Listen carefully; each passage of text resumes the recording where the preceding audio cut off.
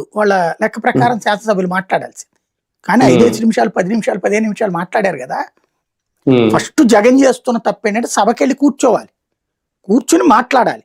మాట్లాడుతున్నప్పుడు ఆపారనుకోండి, ఏమయ్యా మీకు అట్లా ఇచ్చాను కదా నేను టైము, ఇట్లాగే చేస్తున్నారేంటి అని అడుగు.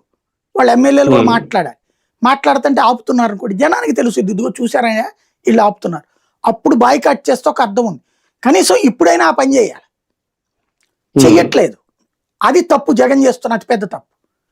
అలాగే వీళ్ళు చేస్తున్నది ఏంటి, హోదా ఇవ్వట్లేదు, నీకు ఈ హోదా ఉంటుందయ్యా నువ్వు రా సభకి అని చెప్పు, కోర్టుకి చెప్పు, అవునండి యాజ్ పర్ నామ్స్ అతని చెల్లుబాటు కాడు, ఇవ్వట్లేదు అంటే అప్పుడు ఒకవేళ హైకోర్టు ఆదేశించింది అనుకోండి, లేదా ఇంకెవరు లేరు కదా ప్రతిపక్షం ఇచ్చేసేయండి మీరు హోదా ఉందనుకోండి, నేను ఇవ్వనని నీకు సుప్రీంకోర్టుకి వెళ్ళే ఆప్షన్ ఉంది కదా, స్పీకర్ కూడా ఉంది కదా ఆప్షన్.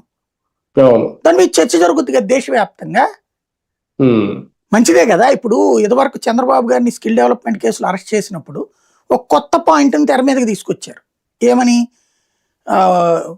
ఎవరినైనా సరే అరెస్ట్ చేసేటప్పుడు కన్సర్న్ అథారిటీ పర్మిషన్ తీసుకోవాలి, గవర్నర్ అనుమతి తీసుకోకుండా చంద్రబాబుని అరెస్ట్ చేశారు కాబట్టి అన్నది. అనుమతి అక్కర్లేదు అనలేదు వీళ్ళు, ఆ చట్టం తెచ్చే టైంకి సీఎం గాడినా అని చెప్పారు. ఇది ఆ చట్టం తెచ్చే టైంకి ఈయన దిగిపోయాడు, ఆ చట్టానికి ముందు ఈ అవినీతి జరిగింది, దానికి ముందు టైం కాబట్టి అనుమతి అక్కర్లేదు అని చెప్పారు.